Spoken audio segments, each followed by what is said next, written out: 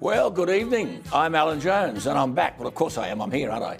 Tell your friends you can watch this program very easy, Alan Jones Live and on demand on the brand new ADH app. Now, ADH stands for Australian Digital Holdings, the name of the company.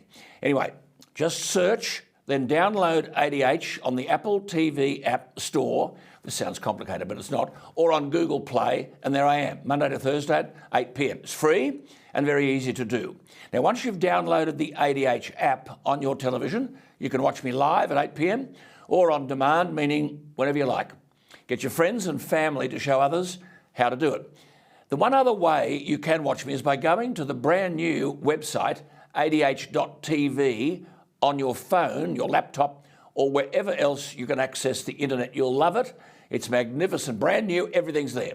So go to adh.tv and click the flashing Watch Now button. But that's not all. On the website, adh.tv, you can now read contributions by a stable of very distinguished columnists. They include Nick Cater, Mark Latham, Professor David Flint, the very impressive Bella Dabrera from the IPA, Michael Yabsley, the University of Queensland Garrick Professor in Law, Professor James Allen, Rebecca Weiser, Will Kingston and Tom Switzer, amongst others.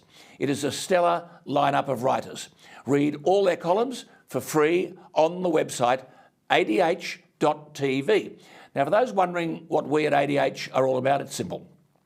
We will represent those who feel forgotten, those who feel their views are forgotten, and what is worse, ignored. We will be your voice, the voice of the voiceless. We've always been that. And after the most illiberal, insane, and most unbelievable 2 years of our lives, both in Australia and abroad, this country requires a media outlet which broadcasts truth, promotes freedom of opinion and open debate. Without it, we are no better than Xi's China or Putin's Russia. ADH is your new home for news consumption. Digital television is our future. It's accessible, it's free, and you can watch live and on demand. So come with me on the journey, and yes, we'll continue to rattle a few cages. So thank you for joining me tonight, but make sure you tell your friends. Now, let's get into it.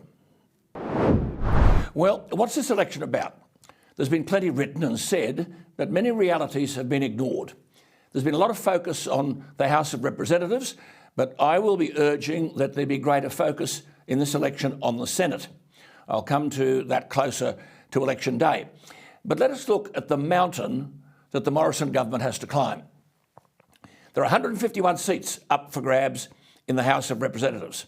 Now, the coalition technically has 76, just a majority, but Craig Kelly from Hughes is a defection, so that makes 75. Labor holds 69.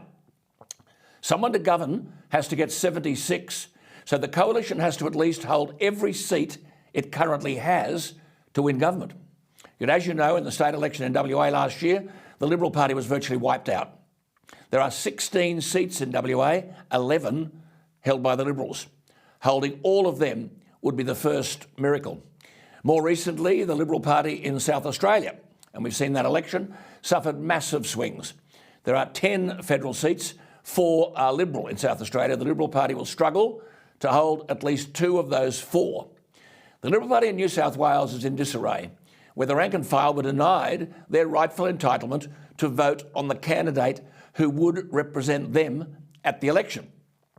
There are 47 federal electorate seats in New South Wales. 15 are Liberal. All will have to be held.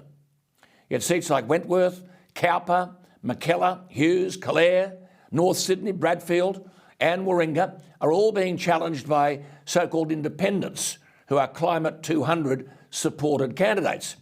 There's anger in the New South Wales Liberal Party that the members have been denied a voice.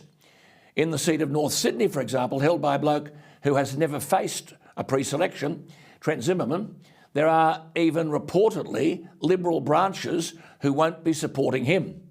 Yet every seat in New South Wales, all 15 Liberal seats, must be retained. Go further south to Victoria, and I'll speak shortly to the number 1 Victorian federal MP, the number 1 Liberal, Treasurer Josh Frydenberg. There are 38 federal seats in Victoria, 12 are Liberal, only 12. But even the Treasurer himself is under siege in Kooyong from another Climate 200 supported candidate. In Goldstein, There is a high-profile so-called independent, and a new seat has been created through the redistribution in Victoria, and that's the seat of Hawke, which is notionally Labor. So it'd be a brave man who wagered that the Liberals could hold all 12 seats in Victoria. Go south to Tasmania, where ridiculously we have a state with a population of 540,000, yet the population of Newcastle and Wollongong totals 617,000.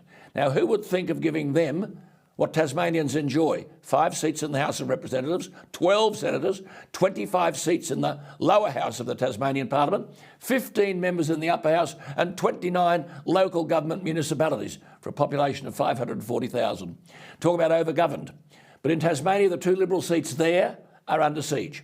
The reality is this is a monumental challenge for the coalition.